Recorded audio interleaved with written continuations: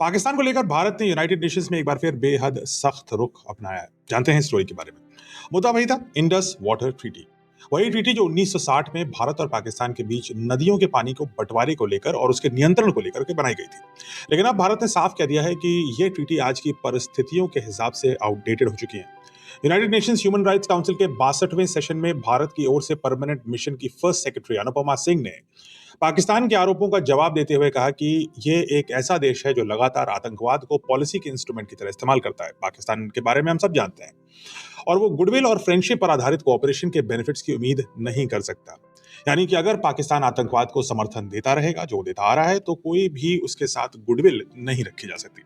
भारत ने कहा कि दुनिया पिछले 60 सालों में पूरी तरीके से बदल चुकी है, लेकिन पाकिस्तान आज भी वही 1960 की ट्रीटी को देखता है जैसे वो कोई परमानेंट एंटाइटलमेंट हो। मतलब पाकिस्तान को लगता है कि वो एंटाइटल्ड है। पानी की जो शुरुआत है वो भारत की टेरिटरी से होती है और भारत ये डिसाइड करता है कि हम पाकिस्तान को उस ट्रीटी के तहत 80% पानी देते रहेंगे। लेकिन इसका मतलब ये नहीं है कि पाकिस्तान उस पानी को हकदार के रूप में हमसे हमेशा के लिए एक्सपेक्ट करता रहेगा, चाहे वो हमारे ऊपर लगातार आतंकवाद के हमले करता रहे। ये संभव नहीं होगा, यही लॉजिक है।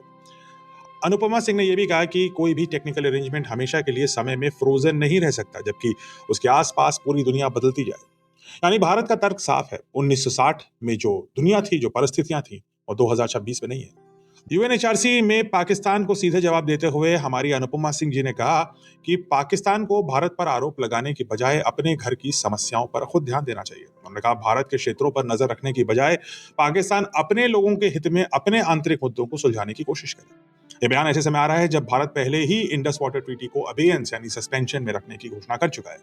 लेकिन इंडस वाटर ट्रीटी का मुद्दा पाकिस्तान के लिए सिर्फ एक डिप्लोमेटिक इशू नहीं बचा, बल्कि ये उसकी इकोनॉमी और फूड सिक्योरिटी से जुड़ा हुआ है। पाकिस्तान की कृषि की रीढ़ की हड्डी वही इंडस वाटर सिस्टम ही है। रिपोर्ट्स के मुताबिक पाकिस्तान के लगभग 80% इरिगेटेड जो खेती है, एग्रीकल्चर है, यानी लगभग 16 million 1.6 crore hectare farmland Indus river system के पानी पर निर्भर करता है। इतना ही नहीं, देश में इस्तेमाल होने वाला कुल पानी का लगभग लगभग 93% हिस्सा इसी नदी प्रणाली से आता है। सिर्फ 7% पानी बाहर से आता है, बाकी सब कुछ भारत पर निर्भर करता है, इसी इंडस वाटर ट्रीटी पर निर्भर करता है। और दुस्साहस देखिए कि इतनी निर्भरता होने के बावजूद वो भारत में आतंकवाद भेजने की उनकी सरकार ये जरूरत करती है। अब देखना होगा पाकिस्तान अनुपमा सिंह जी के इस बयान पर और भारत के इस बयान पर क्या प्रतिक्रिया देता है।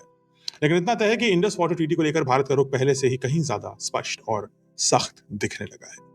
कमेंट्स में बताइए कि आपको लगता है कि भारत की सरकार का ये स्टैंड की 66 साल पुरानी 66 ईयर्स ओल्ड इस ट्रीटी को अब रीनेगोशिएट करने की आवश्यकता है और इसमें कुछ ऐसी टर्म्स डालने की आवश्यकता है जिनकी भारत को आवश्यकता है, जैसे कि आतंकवाद को रोकने को लेकर के की गई शर्तें।